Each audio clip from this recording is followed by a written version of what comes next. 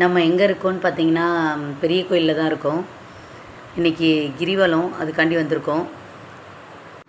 தமிழ் மாதத்தில் முதல் மாதமான சித்திரையில் வரும் பௌர்ணமி சித்ரா பௌர்ணமி. சித்ரா பௌர்ணமி ரொம்ப ஸ்பெஷலுங்க. வருஷத்தில் 12 பௌர்ணமி வரும். அதில் சித்ரா பௌர்ணமி சம்திங் ஸ்பெஷல்.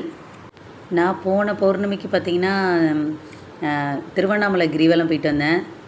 செம்ம சூப்பராக இருந்துச்சு. கிரிவலம் போனாலே செம்ம டெவலப்மெண்ட் இருக்கும். இப்போ நம்ம கிரிவல பாதைக்குள்ளே என்ட்ரு ஆகிட்டோம். சித்ரா பௌர்ணமி அன்று விரதம் இருந்து சிவாலயங்கள் கிரிவலம் வர பாவ வினைகள் போக்கி புண்ணியம் சேரும்னு பெரியவங்கள்லாம் சொல்லுவாங்க. அது உண்மை. நானே ஒருத்தவங்களை மீட் பண்ணேன். அவங்க இந்த கிரிவலம் ஸ்டார்ட் பண்ணதுலேருந்து வரமா அப்படின்னு சொல்லியிருந்தாங்க. ஏதாவது டெவலப்மெண்ட் இருக்கான்னு கேட்டேன். இங்கே கிரிவலம் ஸ்டார்ட் பண்ணதுலேருந்து வராங்களாம். அவங்களுக்கு ரொம்ப கடனில் இருந்தாங்களாம். ஃபஸ்ட்டு தடவை கிரிவலம் வரும்போது அழுதுகிட்டே வந்தாங்களாம். இப்போ ஓரளவுக்கு எனக்கு ரிலீஃப் ஆகிடுச்சுமா, அதுவே எனக்கு போதும் அப்படின்னு சொன்னாங்க. ரொம்ப சந்தோஷமாக இருந்துச்சு. அங்கங்கே அன்னதானம்லாம் கொடுத்தாங்க.